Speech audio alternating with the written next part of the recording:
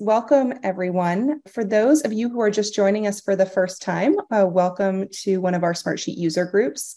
Just a little bit of background for those of you that might not be familiar, but the Smartsheet user group program aims to amplify our users' voices and provide them with a space to connect, learn, and exchange fresh perspectives with the broader Smartsheet community. We now offer sessions both virtually and in person, and often offer multiple groups in a single month. After today's session, if you're interested in learning more about the program, curious about some of the different cities that we're going to be hosting in-person groups in, you can email us at usergroups@smartsheet.com, and we'll also put the email and our page in the chat momentarily. On the theme of events, I did want to let everyone know that our annual customer conference, Engage, is confirmed for September 19th through the 21st in Seattle, Washington. Registration is still open, so be sure to get your ticket. This year will be an immersive and interactive experience packed with actionable sessions, real-time solutioning, and some thought-provoking speakers. So be sure to register if you're able to attend. Quick plug too, the user group team will actually have 2 sessions at Engage this year, so we hope to see you there in person. And our partner, Optimum, who we'll introduce momentarily, will also be in attendance, and they'll have a booth. So if you like what you see today, you can have the chance to meet them in person. Perfect. Just to kick things off, we'll start with some introductions. My name is Kelsey Hayden, and I'm a product marketing manager here at Smartsheet. I'll be the host for today's session. And on the Smartsheet side, I am also joined by my colleague, Tori Turpak, who leads user groups with me, and she will be helping to moderate the chat as we're going through the content. We're extremely excited to be joined today by our customer spotlight, Scott Gilroy, if we want to go to the next slide.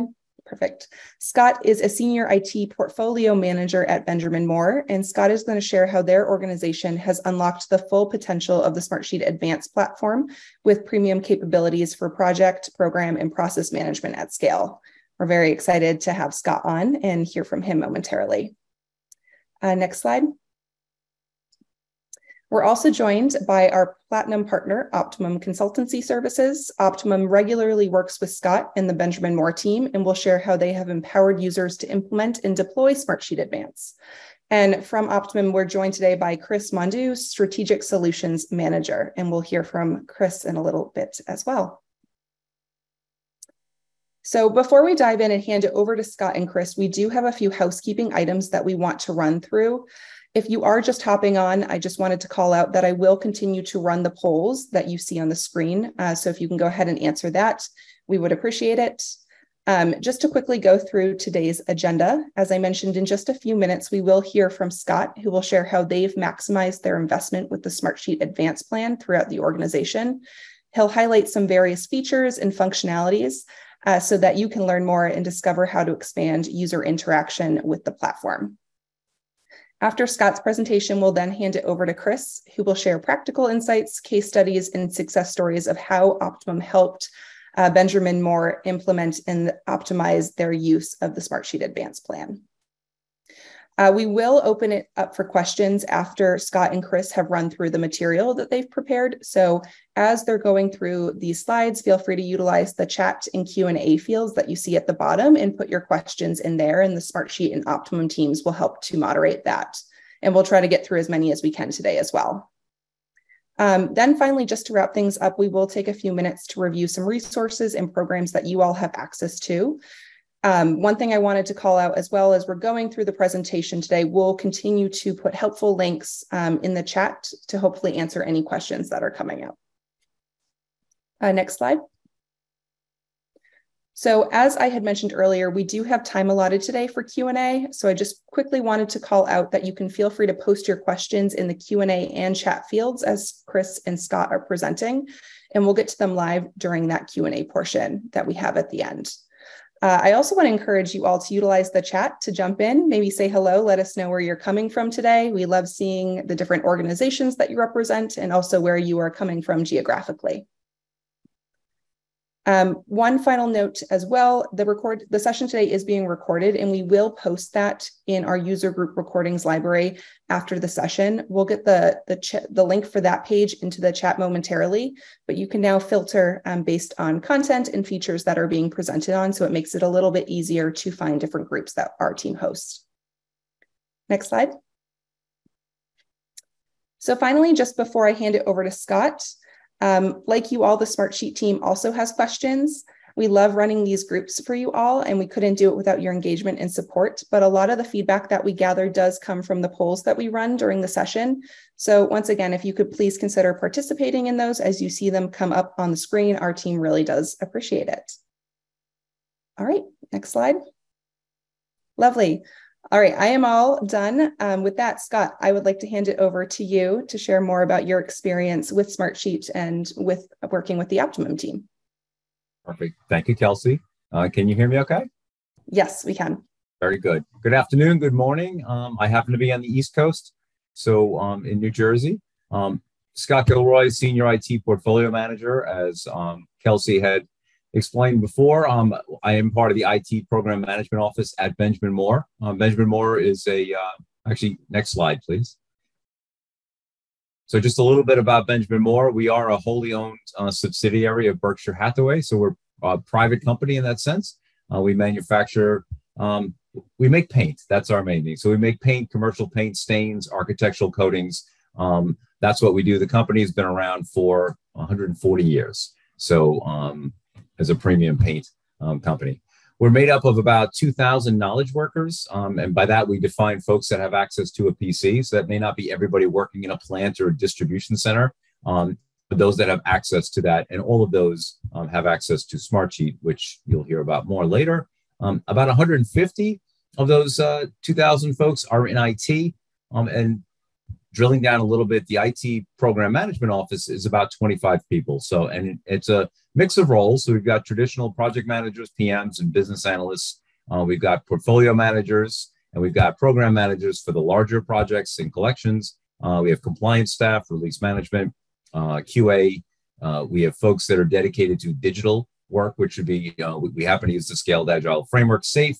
So we've got this Scrum Masters, release train engineers, safe practice consultants in there as well too. So there's an interesting mix that's out there. So the next slide, please.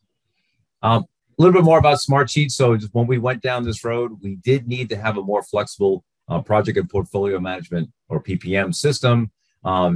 Because the system we had was so difficult to use, it wasn't used. So it had all kinds of features, but you couldn't use it. So when I joined the company about 5 years ago, we went through, and the highest priority we had for requirements was ease of use. We figured if people use it, it's easier. We can always get data out of it later, and we can use leverage the other features. When we looked at it at the time, and this was, I think, no surprise to say this, but Smartsheet wasn't seen as, according to Gartner, as a PPM official tool. We knew that going into that, and we felt that, I don't know where it stands today, but we felt that for our company, our size, our needs, the feature roadmap, what we saw that was coming on the roadmap aligned to our roadmap and where we saw ourselves maturing as a program management office and other functions. And they've delivered on that, by the way. So spoiler alert. So that's going. That was there. A couple of fun facts with me. Married for 34 years next month. 2 grown sons. I do like hanging out at the Jersey Shore. I should come up with another name for that, but it's not the one you see on TV. And I do have this crazy buggy thing that I like working on and driving around down at the shore. So next slide, please. So we'll spend a little time here. So our journey, and we know we're focused on the license plans and how that worked and so on. So I'm going to talk a little bit about how we got there and the impact and how it's helped us. So 2019, when I first started at the company, we had everything was separate. We had 6 different people who had put Smartsheet licenses on a credit card or a small statement of work. Everything was being used differently throughout the company. It was a bit of a mess, actually. So we had different products being used in certain areas, but not the other areas. So coming into it, we were looking to build our PPM solution at the same time too. We'll talk about that a little bit more later on. 2020, we ended up going with an Enterprise Plus Pro plan at the time. It's a tongue twister, but we had an a la carte Premier product. So Dynamic View, those products we were buying a la carte. The big thing that the Enterprise plan gave us was consolidation. We were able to enable Okta, which we use for our authentication. We were able to enable that for the entire company. And of course, that's single sign-on or SSO. So with that, Smartsheet became available to everybody in the company. So it's a mix of licensed users and free collaborators. And I think it might have had a different name back then. Also in 2020, the partner program was introduced. And we, at that point during that year, we actually reached out, connected, and started a journey with Optimum, the folks here. I said, as our partner. And part of that was, I don't do Smartsheet for a living. I said, they do. So part of it was my job is I have projects and a portfolio of work to run and requests coming in and do those things. Smartsheet, I do own effectively the platform for the company. Once it became an enterprise platform, in our company at least, it became the property of IT. So it came in, I basically ended up owning that. But the fact is, I had my partner in crime at the time, who's out there somewhere, who's not with us anymore, but we were it. And we said, basically, this is not our full-time job. So we need to make our folks that are out there as self-sufficient as possible and come up with a model that scales, because the two of us don't scale. That's what we would joke about. You see this little note, a little picture of a blueprint right below the handshake, and has 3. So we had 3 blueprints back when we started, and that was for our IT build that was there. And you can see as you look along the timeline, we've gone from 3 to 7 to 3 to 4 to 7 to 9. So there's been a steady increase in the use of blueprints. And I think quite a few folks here are experienced users. So that should make sense, I hope. So that was 2020.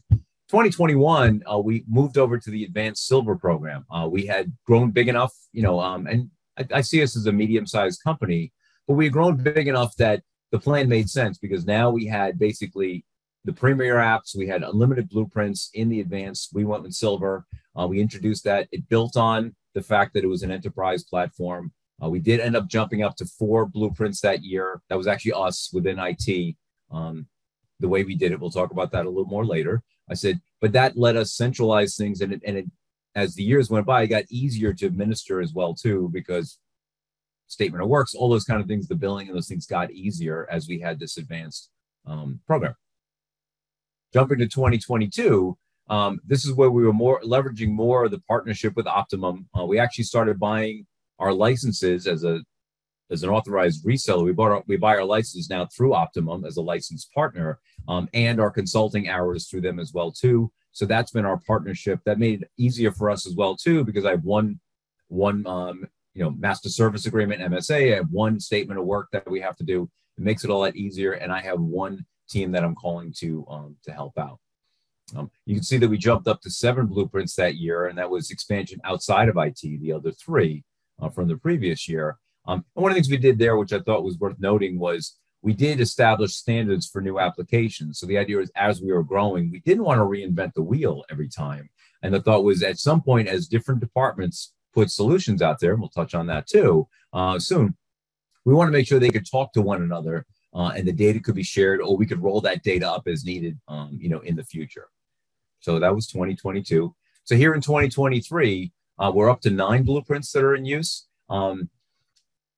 Still going on our journey. On the bottom there, I just noted that, I have a goal every year. It's been my goal since 2020, and it's literally leverage our investment in the Smartsheet platform. So as the technical product owner, for lack of a better term, we're always looking at how do we, leverage that investment. So that was there. I included the premium apps there as well too. And again, we're still on a journey. That's all. So next slide, please.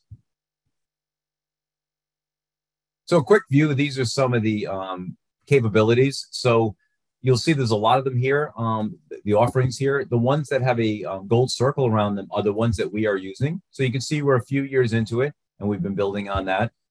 As going through it quickly, Control Center, we've got the 9 blueprints. We're using the calendar app in a couple of different places. The Pivot app, work apps we're investigating now for some of the advanced security pieces that allows, in particular, dynamic view on the bottom. Also, that's being used externally, so we can limit, the fields and rows that a partner of ours can use, and we are using Smartsheet in that way.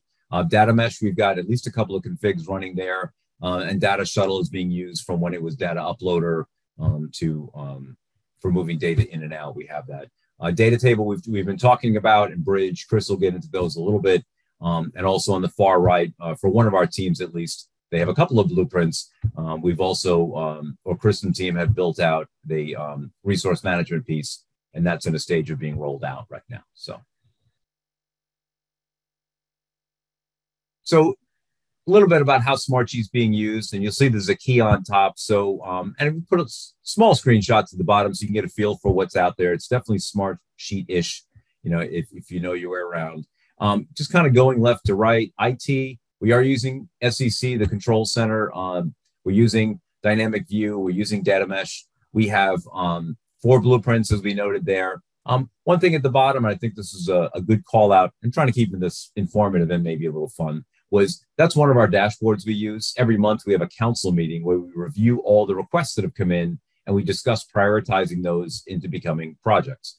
So the dashboards that were built for us basically are the agenda for that. We don't have an agenda. The agenda is we go through these 3 dashboards. Here's what's in flight for projects. Here's what's come in since the last meeting. Here's our backlog of projects. And then we talk about how we're prioritizing the next projects. And then it's, rinse, lather, repeat. I always get that wrong, but those are real, and those are used live in those meetings.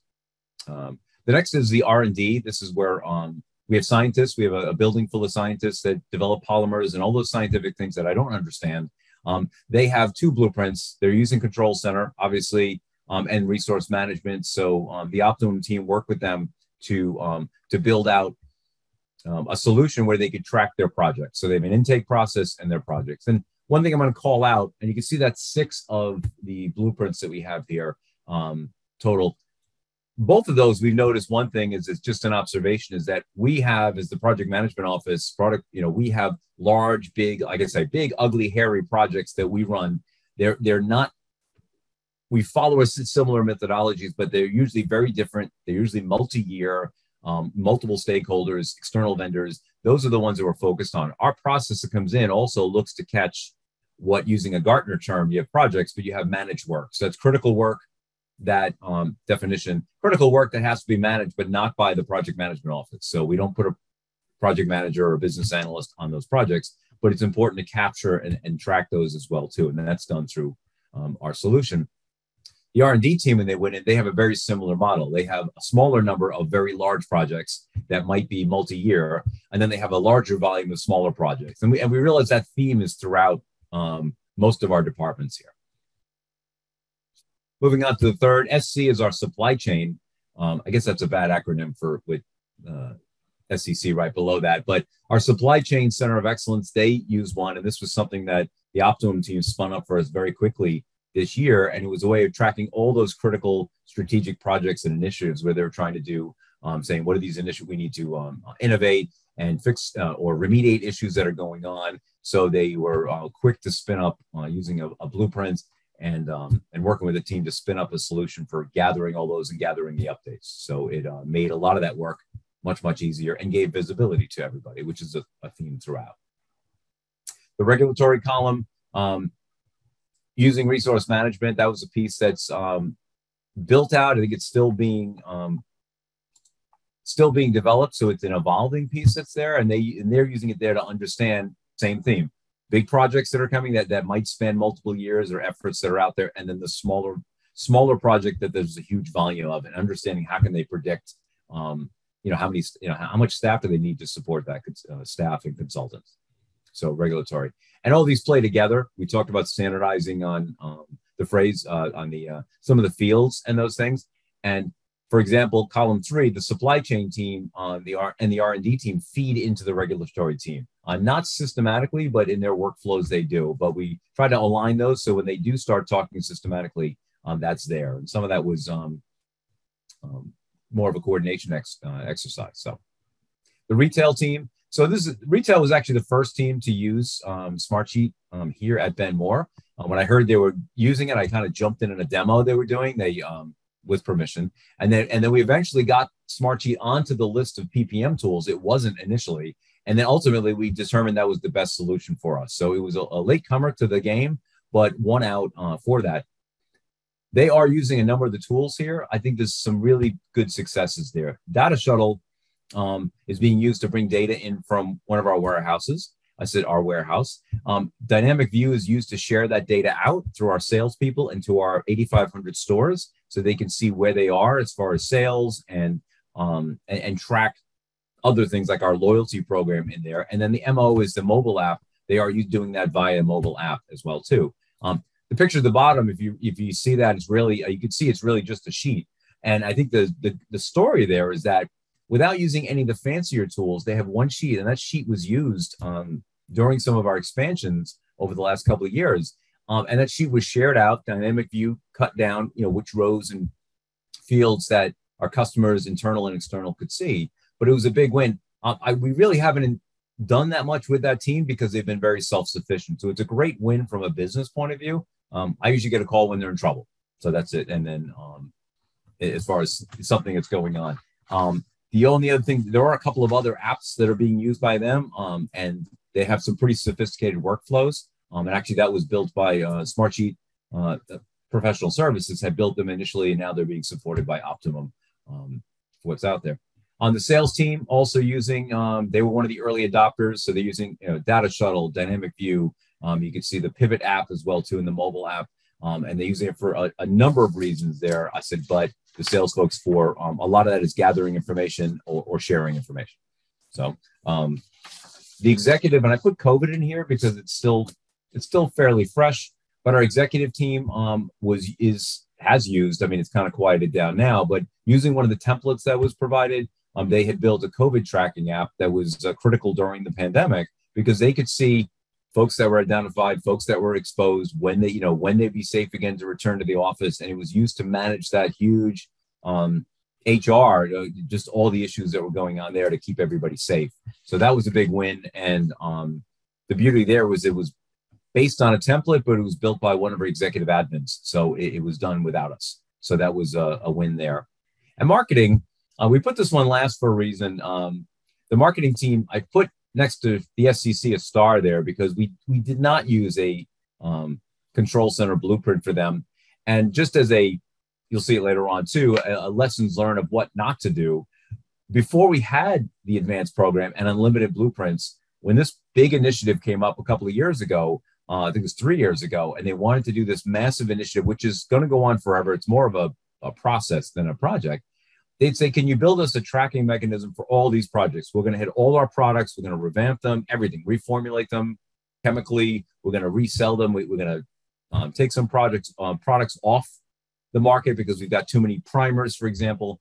So it took me a couple of months to build something. It was before I had the Optimum team, before I had unlimited licenses. And what I realized I was doing was trying to do as much as possible that a blueprint would let you do, but without a blueprint. So there was a lot of gymnastics to get it to work so I could roll sheets up and get those things to work. And when I look back now, I know that where we are now a couple of years later, that's something I could kick over to the Optimum team and know they could get done probably a week or two. I said, because they have a better toolkit and it'd be easier to roll out and do what we're doing. So, all right, next slide, please. So just a little deeper dive. So we as the IT team had gone in and when we replaced our PPM system, just a few points here. We are using Control Center. We mentioned 4 blueprints. Further down, I mentioned what we had 3. We went back to 2. Optimum helped us with that. And then what we did was we said we need a production and a development environment. So the 4 was dropping down to 2 and then doubling it, all of which was enabled by the advanced program, or license plan. And the idea is that now we have our demand intake, we have our project execution, production, we have the same thing in development. So we have a safer place that we can practice and do testing in our development as the product, as our solution evolves to do that, being able to have access to those blueprints. We do use dynamic view as well too for the same reasons, to be able to cut down what's being visible. We're all about sharing, but this way people see just what they need to see, those fields, those rows that are out there. Again, the system is business critical for us to prioritize new projects and programs being the bigger ones, and those managed work requests that we talk about. Again, that's the volume, but they're smaller. So we have both of those being tracked and routed through our solution. Our demand intake process is, I think, heavier than most. I think, to be fair, we might have overdone it a little bit, but there's a little picture that flow chart up in the upper corner. But it's heavier than that. So it took more work to get that built. It goes through several stages, and we build as the request goes through, progressive elaboration. As we go through this, we add more information. It snowballs until we get to our council and then it becomes a project at one point. Again, our prioritization council, which some jokingly call the Jedi Council, but that one we go through and we use the 3 dashboards. That's exactly what the agenda is, and it's been that way since it launched about 3.5 years ago. The prod and dev environments we have that were there. Again, everything in Smartsheet's available to the knowledge workers, all 2,000 that are out there. And again, that's everybody's a free collaborator. We have, and of course, a set of fully licensed users that are out there. A couple of best practices just to call out was building on the work that the Optimum team did with the R&D. We came up with a standard set of fields and field names. We said when new apps are being built, let's reuse these names. So at least we stand a chance of bringing them together if we need to do reporting across them all or roll them up into our warehouse. At least there's some normalization going on there. So we try to do that as much as possible. And again, we've noticed that a few patterns, and one was that everybody's got a smaller number of large projects, a larger number of small projects, which most teams outside of IT see as, the projects are, it's project STEM. It's a slightly different definition of project, but it's we've built something to accommodate that. And agreeing on the set of common fields that are universal. That's just like we're going to say it's baseline start, baseline finish, forecasted start, forecasted finish, project title, versus project name, because but just so we have consistency across as much as we can across the different areas. So, next slide, please. So some of the resources that were available to us, just speaking to these. So instructor-led training and the Smartsheet University. So when we went live with our IT solution, we've done this for others as well too. We usually put people out and have them watch about 45 minutes of the Smartsheet 101. This way they get exposed to features, sheets, reports, what card view, Gantt view, all those basic features, mobile app, the comments, at mentions. So we usually do that. When we went live with ours, there were 2 of us, and we basically we've got training from, at the time, Smartsheet's professional services. So they trained us on our solution. We brought on-site instructors in to teach us about Control Center so we could maintain the application and how to administer it as well too. So we've used a mix of that. And through the license plan, we regularly push out that everybody's got access to that training, and there's a lot of resources that are out there. Again, the theme is making everyone as self-sufficient as possible. I don't scale.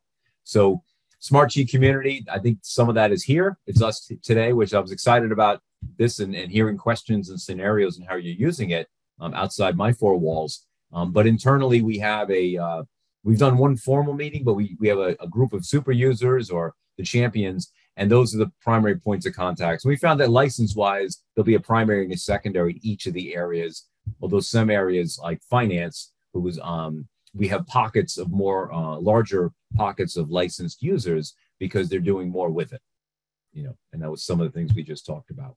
The Pro Desk session, we always say everybody's got 5 hours unless that's changed to do that. We've used them for Control Center items before. We had partnered with Optimum. Now I make that phone call, but to help us with some of those, and we always share that out to again, trying to make people as self-sufficient as possible. The template sets, and I use the COVID example, but which we used and built something on top of that, or one of our users did. Other templates we look at. The fact is, the stuff that IT produces generally isn't that nice looking. So we look at the templates to see where there's better style and functionality that we may not have seen. Webinars and the virtual user groups, again, with the Smartsheet community, we're doing that today, and that's I think it's my 3rd or 4th virtual user group that I've been on. So it's, again, love hearing the feedback. And I think fair to say we're Smartsheet aligned here, so with Smartsheet, with Optimum, the partner. I'll stop there. So next slide, please. So just wrapping this up, and then we'll pass it over to Chris and allow for some Q&A. The enterprise plan and having that from our humble beginnings in 2019 definitely helped the company, and I could say it helped me personally, being I'm the one that has to administer this. Again, the Okta integration, single sign-on authentication, that was huge, not only for onboarding folks, but for offboarding. We know that they can turn somebody off right away, and then we have time to deal with any assets, reports, and things that they own. That has worked out and solves a lot of security headaches that I would normally want to handle. So it takes care of that. The license model with the premium apps, that bundle, we've gone to the true up model recently, and that allows me, so I have a budget for licenses and administration. So I know it's there. I don't have to nickel and dime every license request that comes in. I've got a range I can work with, and it trues up, if that's still the name of it, each quarter for what's in there. So I budgeted for so much. If I come in under that, it saved me work, and I like to think I look like a hero there, but who knows? Again, all our knowledge workers are free. I think it's free collaborators. That's a typo there. Out there, yes, I see Kelsey nodding. So they're all free collaborators, and that's really helped. Anybody can submit a request into IT, and many of the other solutions that are out there. So that's just great. So we don't have to worry about nickel and diming that. We don't have to buy Microsoft project licenses anymore because we give them Smartsheet as another benefit there. And it does allow us to investigate other uses mid-year. Mid-year being that we have an annual planning cycle, and if somebody wants something, I don't have to say, talk to me in January and budget for it. I have some leeway there so we can react quickly. We do have a company-wide master service agreement with Optimum and by extension Smartsheet. I said, and basically we have multiple statements of work. So that makes my life easier. You know, mine's actually out there waiting for my signature, but that's the company platform, and then my own hours that I'm supporting. Other teams will spin up their own statement of works, so I don't have to get involved with that. You want some work done, we get you started. We introduce you to Optimum, the ones that they're pretty much everywhere anyway. They can spin up, get some hours, and then you can start working with them. Having an NDA, the non-disclosure agreement with Optimum helps too, because there's a meeting later this week. I'm basically just bringing Chris with me to say, okay, I need you to hear what the business requirement is, and then help me build a solution out for this team.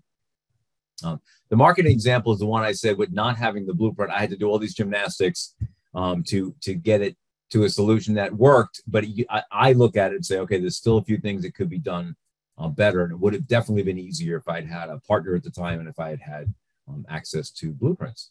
So, and last thought, which I said earlier, but this is in my goals and it has been every year. And again, it's really continuing to leverage our investment in the Smartsheet platform. That's literally what's in my goals. And we put in the premium apps here as well too.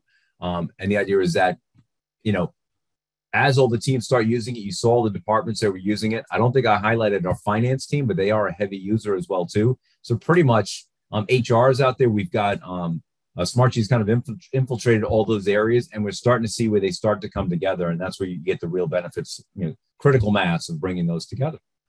So I think that's it. Next slide, please. Thank you.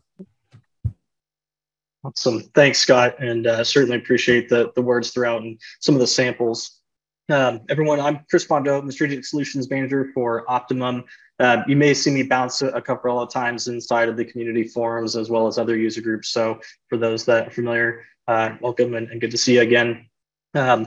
What Optimum is we are a platinum partner Smartsheet, but we have a lot of expertise within other realms. So there's Smartsheet solutions, robotic process automation, building custom apps and services. And what that does kind of feeds on the backbone of Smartsheet to help kind of fully integrate some of these solutions. We know that Smartsheet's a flexible platform, and with some of the scenario and the work that we've helped out with Scott, really expand upon that investment and kind of bring it further out because of the foundation that Smartsheet brings. So some of the elements here that we'll kind of review, and certainly Scott and the BMC team have viewed, this kind of leads to maybe change management or user adoption, is how can you identify if you're using some of the tool sets offered by Smartsheet Advance, or whether you're looking to upgrade or expand upon that investment. A lot of times people in the organization may not realize that they're using the Smartsheet platform as a whole, may kind of come up new to IT. So things to look for is, you know, look out for those sheets, look out for those dashboards that have been built. Maybe there was a large implementation that was recently completed that technically required some of these features from Smartsheet. Or maybe there's a portfolio dashboard or kind of view that you're consuming the information that's tracked in those templates. A lot of times those might be indicators that at least one team member inside the organization is using it. And there's a good opportunity for you to capitalize on, you know, your organization's investment cross department, cross team, et cetera. So you may check to see if there's something kind of in place. You know, and for BMC, we kind of identified that with the retail team kind of building up their same segments, or all these other separate teams working on their own independent accounts. So kind of the next iteration or evolution of that might be, well, how are you going to get these powerful tools out to your end users? And there's a lot of great resources, as we kind of alluded to earlier, with the community forums or the user groups that we have. Smartsheet University is a really great resource if you're looking to ramp up and build skill sets, with kind of that added benefit that some of the courses are actually PMI certified. So if you've got PMP professionals inside your organization, you could take those courses to actually gain PDU credits for recertification and kind of compliance. So that's kind of its own special plugin there. In some cases, a lot of the webinars and presentations that the host, like sessions like today, can also count towards that accreditation and certification. So there's a lot of kind of natural reinvestment that you can get just by actively engaging within the community and kind of training and upgrading your staff. So within that, how can you really maximize the development? Well, users like Scott, has identified several champions internally to the organization. And you may have found that as well, as folks that really latch on a Smartsheet or creating templates galore, and kind of you hear these common names or people that have a specific interest. We've seen success in kind of enabling those champions, whether it's by setting them to the forums or to a webinar or user group like this, going through training to really expand upon their knowledge base and exposure, not only to the community, but into internal resources as well. Other kind of more fluid areas that you can maximize the investment that you have within the advanced platform is to look at repeatable business processes. So Control Center is a really strong object in the sense that it takes these standardized templates. So if you have a consistent project plan or a budget sheet that you're always looking to map out for those projects over time, that's a perfect candidate to kind of containerize inside of that consistent process to provision over time. And that can be in project management, it can be employee onboarding, it can be inside training and certifications. There's always processes kind of out there. And so there may just be a couple layers to peel back and find, but those are really strong candidates for an application.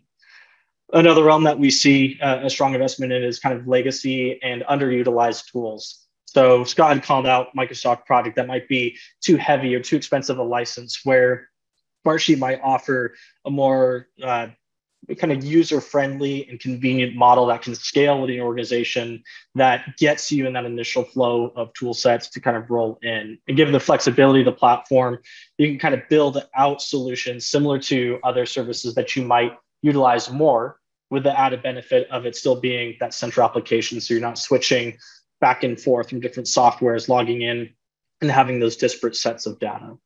So kind of spreading out this net where you're enabling the users, identifying opportunities to kind of begin work, and then kind of reinvesting inside both the human capital as well as the software capital, where these products can really help cycle through and kind of expand upon that investment.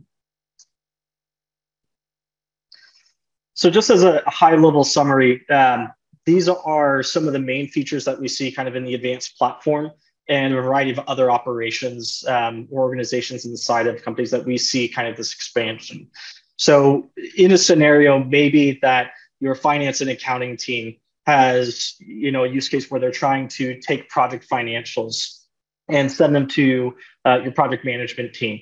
If you're not leveraging tools like Data Shuttle, that might be a manual process where you're copying and pasting, financial records from your ERP and putting into these template sets. So you might invest inside Data Shuttle to do more of that automated import and export of information from that package. But just because you have Data Shuttle, you can also apply that to importing information for your operations teams or asset management with technology. So a lot of the mappings on here, this kind of show those alternate scenarios, is just because you invest inside one application or one feature from Smartsheet, several other departments can kind of expand upon that investment within these use cases. And we saw a lot of that growth with Scott and his team kind of in this natural expansion. And I think a lot of the information was just the knowledge and the exposure from groups. So we see Control Center being used all the time inside an operations hub, where we're doing kind of a project portfolio management to see how major initiatives are going to be provisioned over time. Work apps is kind of a nice container on top of that as well, within IT of creating a restricted user access and a more mobile or application kind of friendly interface, but they don't necessarily have to be exposed to all of those backend sheets or components. It's just putting the information in front of them right away. We talked a little bit about finance and accounting, human resources, data table. It's kind of the expanded information of data show, where if you've got kind of verified data sets, maybe it's employee information, it could be inventory records, et cetera, makes it available at a large scale of records available to team members to kind of plug and play this information. So we see a lot of applications within HR, accounting, finance, maybe even sales or CRM, kind of organizational contact data can be stored in this large 2 million kind of record and referenced within the core sheet components. And then dynamic view has lots of applications. We see a lot beside ticket kind of management, whether it's a creative request, new project requests, marketing or IT components to get those kind of sliced and diced filterable objects.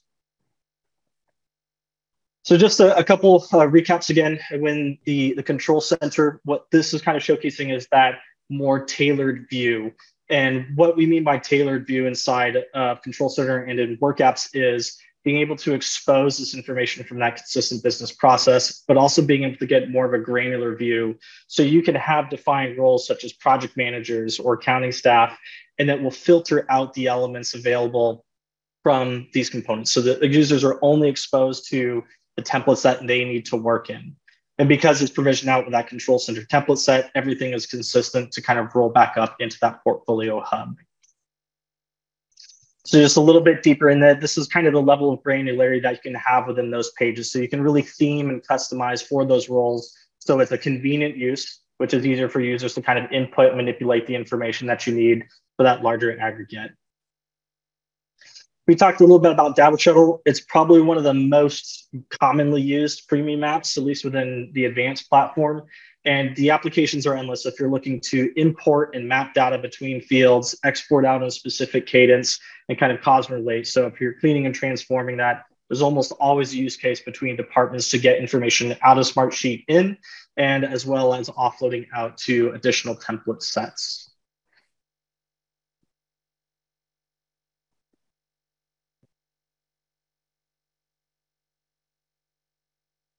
Bear with me. I just had a quick glitch from here.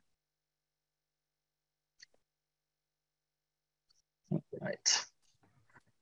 And so next up would be data tables. So again, this is kind of that expanded ecosystem, the larger sets of information that you might need to reference. So in Smartsheet right now, you've got that kind of 20,000 row limit for the objects. Data table can expand it up to 2 million records. So it's a really good template or feature if you're looking to reference large sets of information. So again, we talked about maybe a giant invoice kind of reference base or employee record data to use from that. So you can do things like an advanced index match, or VLOOKUPs if you're familiar. It's just kind of that kind of relational lookup for information in between your templates. You can also do some unique applications in here, like dynamically update drop-down lists. So if you have a list of departments or users that you need to provide across the organization, this helps manage kind of that verified set of data for information within your teams. And last, of course, is that dynamic view, where you can really manage this kind of aggregate of information over time for an initial support request or ticket to capture information over time, as opposed to typical web forms where you might have a single source of entry. If you need to collect data in specific phases or periods, this will allow you to kind of collect that incrementally while exposing your end users kind of this convenient end user interface. So that wraps up, I think, some of the major content. Really want to make sure we have enough time to kind of pitch back to the community and field some of the open questions, if there are any. Yes, we had a number of questions come in, so we can run through those. First off, I just wanted to give a big thank you to Scott and Chris. Thank you so much for joining us today and sharing those insights. I know it was a ton of valuable information. And you're getting some applause in the chat, I see too. So thank you again. We'll start to run through these questions. So I know one that came in, and we can hear from both of you, but I think it's more directed at Scott. Why do you see value? You mentioned that you all are using multiple blueprints, multiple control center blueprints internally. How do you see that adding value over just simply creating a template and saving as new each time? Could you talk about some of the benefits that you've seen and maybe going back to that marketing use case you had mentioned before? All right, I'm going to borrow some of Chris's words that he just used, but for a repeatable process, it's building, it's creating something repeatably. So it's kind of the obvious piece, but for our project, each project that we create, it is an entire kit. So the blueprint is not just a project plan. It's actually, when we create that, each one gets, there's, I think, 13 assets that are created. So when we provision a project, we get a custom dashboard. We get all those standard things you call project plan, our contact list and the project team members. We've got a RAID log, and all those things are integrated together. Our way of capturing weekly updates are all in there, and how to provide those updates in the reports. So, and then of course, those roll up automatically into our dashboards to show our in-flight projects. So the marketing example I gave was I had to simulate all of that and do it. So I had to go find all of these things that are in the right place, the reports, the data, and then filter them and then bring them up and roll them up and do those things that Control Center does naturally, through their roll up sheets and so on too. It just, like, I knew what I had to do. It just made it a lot harder to do that. So, and every time something changed, it'd be easy to change that in a blueprint, and then roll that out. And then again, have the automatic roll up of that data and the flow of the data going through. I hope that answers the question. I don't know who asked that, but I'd like to plug just on the tail end of that too comes the maintenance. So while you can copy and paste the template, hundreds of times, if you ever need to make a bulk change on things, so change a column or add a new attribute to it, that's going to have to be manual. So Control Center helps make that kind of the maintenance portion where you don't have to do that template over template. You get that kind of wizard walkthrough in Control Center to make that update over time, which really helps keep it scale consistently without breaking. And we did use that partner with Chris when we had to rename some of the fields to come up with a universal set of fields. We didn't just take ours and push them on everybody else. It was a negotiation with other teams, and we had to rename some of our fields, and that was it was through Control Center we could do that. So good point. And of course, we had to add new fields. We could do that as well too, to all the legacy projects as well too. So it did help with that. Perfect. Thank you both. Another question that had come in, Scott, when you were evaluating use of Smartsheet, it sounds like you had evaluated other PPM software solutions. Can you just talk about, and I think you had mentioned some of the points too, but what were maybe some of the big driving factors in going with Smartsheet? Like, what certain boxes did it check for you all? So I mentioned, I know that ease of use was at the top of our list. So, and we're here. I'll just share with our 300 friends or so.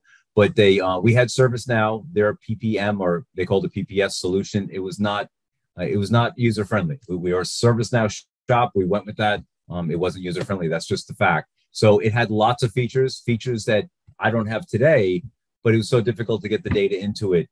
It didn't help to have a bubble chart if I can't get the data in. And the net result was we had project plans that were maybe 10 or 12 milestones, and that was it. And I'm not exaggerating. So ease of use was a big piece. And then we said we wanted to make sure something could grow with us. So the ability to adapt our processes as we went along and not be dependent on someone else. We had it's a shared instance that we had for that software before. Now we have full control of our software, so we could adapt it as we need to, as our processes adapt. So we did look at another work management project. We looked at a couple of other formal PPM tools, and again, Smartsheet was added as a late add to the evaluation and ended up winning out because of the flexibility, ease of use, and again, seeing the features that were coming as we needed them. The other ones we found were PPM were too heavy to use for a company our size. We're a nice medium-sized company, but if we had 200 project managers, it might have been different. But for our size, it worked out and gave us everything that we needed: the visibility, ease of use, and so on. There. I hope that answers the question. So. No, that was great. Thank you. Okay. Another question. Well, we had a few questions on this topic come in, and I'd like to hear from both of you, since I know Chris and team have been very involved in the rollout and a lot of the builds that have gone on with Smartsheet. But what would you say the biggest barrier for adoption from end users has been? And what are maybe some ways that you've been able to overcome that? I'll let you go first, Scott. Yeah, no, I was just thinking, it's a good question. We pretty much have people banging on our door to use Smartsheet. So that's not, That's just the way it is, and it's a question of keeping up, which goes back to me saying I don't scale. So once people start using it, they're generally coming to us. The only group I'd say that we had trouble with that's still out there is that for anybody who's of the knowledge workers, that's an office worker that's familiar with MS Office and those tools, we've not seen any problem with them converting over. And again, I don't know that we have any MS Project licenses anymore that are there. The one group we had notably was we have a group of very smart scientists in our R&D lab. They were struggling to, and they're struggling to do that because they're not using, Excel, Project, and those tools that Smartsheet is very similar to. So the others took to it very naturally. We just say, hey, by the way, here's collaboration, here's sharing. You can do this, share with outside partners. It was probably just that one team because they didn't have that foundation of like MS Office and like tools. That was all. But otherwise, yeah, it's we don't have a problem with the adoption piece. It's keeping up is really the problem. But Chris, sorry. Yeah, I think kind of echoing that. One of the things that we employ a lot of times is the kind of repeat kind of training and cadence. So, after a solution has kind of been live or even leading up to it is making sure users are generally educated about the platform, the tool that's coming out. And then afterwards following up with that cadence where a lot of times there's kind of recorded trainings and documentation. A lot of times clients develop those too yourself. So like I know Scott and team has kind of their own content library to distribute. But really, I think that champions group afterwards keeps that momentum going within the organization of what's the feedback, what's the best practices, kind of hosting that, having a resource assigned to that to make sure those requests are kind of being answered. A lot of times that can just be kind of IT support, depends on the organization types, but I think the consistency within that adoption is there. And I think even during the build of components too is making sure you have some presence of like user experience, is looking at who is the user that you're going to be building a solution for. And if it's not easy, it doesn't matter how good of a tool it is on the back, it's not something that they're going to leverage. So getting that feedback early in any of the builds kind of out, I think is a critical component. And just relaying on what Chris just said, I see a question in the chat there from another Scott G, but bringing those two together, we have about 100 licenses right now that we use, like licensed users out of the 2,000. There is a heavy usage among the free collaborators that are out there. And building on what Chris said, basically for each area, and this could be not just a department, but a smaller area, we generally have a primary and a secondary person for the support. Those are the champions that we interact with. That makes it easier for me that I have a smaller group, and then they are their local support, heroes. And then again, we have pockets like our finance team. We have many, many more licenses because they're heavy users or within IT itself. So it's hopefully I answered a couple of questions there. No, you both did. Thank you so much for going through that. I know we still have a number of questions too, and I think some of these ones coming up are a little bit more focused on some of the different solutions or maybe areas within Benjamin Moore where Smartsheet is being utilized. The first one being, do you use Smartsheet for contract compliance? Specifically, have you ever used the proofing feature for redlining contracts as part of that process? I don't know if you do that internally, Scott, or maybe even Chris, you have experience working with other clients on that. I'll give you the quick Ben Moore answer. And I saw those flying by the chat window. So I've not used the redlining tool within Smartsheet, but we did actually, the same executive admin who built the COVID tool built in under 10 hours, built a routing tool for all our contracts. So it's used with a simple workflow to route them to the appropriate lawyers so they can be reviewed. For us, the redlining, we just, when she built that, was using the redlining and tracking within Word. So, and then it was moving those documents back and forth and knowing where they were sitting, aging, how long they were aging in a certain lawyer's queue or a certain person's queue, and with a view that the submitters can see where all their work is. So we've used it for the routing piece and the visibility piece there and the security piece. But I've not used the proofing piece. I'd like to learn more about that myself. We just haven't done that yet. So. Yeah, so we see a lot of applications, especially within contractor document management. We actually see a lot in engineering and construction too, when they're kind of looking at architectural layouts and maybe punch list items, where it has the ability to either annotate or kind of highlight those components, and then the kind of request for the review and approval works really well to send outside the organization and expose the insights of that template without necessarily giving it the back end of the sheet. And there's been some enhancements over the past few months with that also synchronizes the statuses of those reviews. back to cells or drop down values inside of the sheet as well, which you can set up for alerts or any kind of reporting. So if you haven't seen those things, I would definitely recommend checking those out. And we can provide some of the reference links, I think, afterwards, the topics today, for some follow-up there. But and our finance team is heavy users. They also use the DocuSign integration. So they have a template they built. And I can tell you, it was literally like 7 or 9 minutes after that product announcement went out to all of our users that I got a phone call from our lead in finance saying, I need to use this. So they're using that for, well, obviously for electronic signature, but forgot about that. So great call out and timing. I actually just put the link for that feature into the chat because someone else had been asking about that. There you go. Document builder. Yes, that's it. Sorry. Thank you. Perfect. Someone had asked, Scott, you had mentioned that you use Smartsheet to prioritize incoming requests. Can you talk a little bit about how that prioritization model works within Smartsheet and maybe some key features that you use for that? I'll give you the short version because we're short for time and we have a pretty heavy process. But when a request comes in, it gets approved by a manager. Their immediate manager of the system looks it up. To Chris had referenced that. We route it to them for approval. Then it goes to a technical person to do LOEs and then size it, hours, do an estimate of what they think the work is going to be. And then it goes to a portfolio manager, I'm being one of 3. And then we basically go through risk analysis. We go through we basically look at the value, a risk analysis. There's some calculations that were done. The math was done prior to me getting to Ben Moore, and we implemented that, and then it gets tracked through that. So we have a score for prioritization, and then so it goes through all those stages and ultimately goes to what we call our prioritization council. And then they look at that, we prioritize them, factoring things like if it's regulatory or a must-do project, those obviously have to get done, even if they're scored lower. And then there's that debate that goes on. So there's a lot more going on. It's a pretty heavy process. It could take a few months. Ultimately, it's to build a business case or business case light, to be fair, for those initiatives going out. So I hope that helps. Hope that answers the question. But yes, it does. Thank you. All right. I know we are short for time, so we'll go through one last question, and you both can respond to this. I think, Chris, you might have mentioned it when you were talking through some of the different premium apps, but someone had mentioned the need for dynamic drop-down lists. Can you maybe talk a little bit about how that's done using Data Shuttle? And Scott, I don't know if you have experience doing this at Ben Moore as well. I'll let Chris take this one.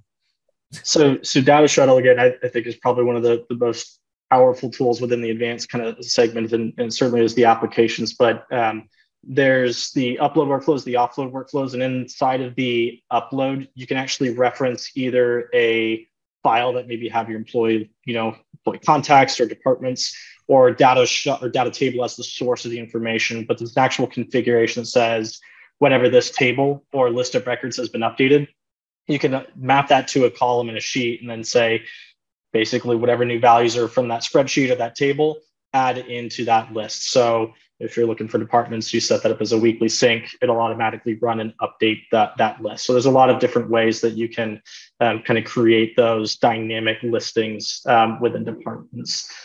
We use that in several applications. We know one of the clients in there, and it's something I think that just makes itself more stable and consistent from your data sets. But that's part of a native feature inside of the Data Shuttle. There's no advanced configuration or API work that's needed. We at Ben Moore, we have a couple of things. I can think of one specific example, but it was built before that feature was available. So we and our needs are fairly simple. So we haven't gone back to redo, that. So that's all I can offer. Sorry, that's all I got. Perfect. No, this was great. I know we are right at time. Again, I want to give a big thank you to both Scott and Chris for running through this material today and for answering all of the questions that came in. I know we still have a number of questions left in the chat, so our team will be following up with those individuals after the group today, and we'll also be following up with the recording in a few days as well. So be on the lookout for that, just in case you had team members who maybe wanted to join but weren't able to join us today. And also, as you see up here on the screen, if you want to get in touch with Optimum, maybe learn more about the work that they do, join in a partnership with them similar to what Scott and team have done, you can scan this QR code that is on the screen as well. All right. With that, we can close out. Thank you, everyone, for joining today. It was wonderful to see you all on, and have a wonderful rest of your week. Thanks, folks. Bye now. Bye-bye.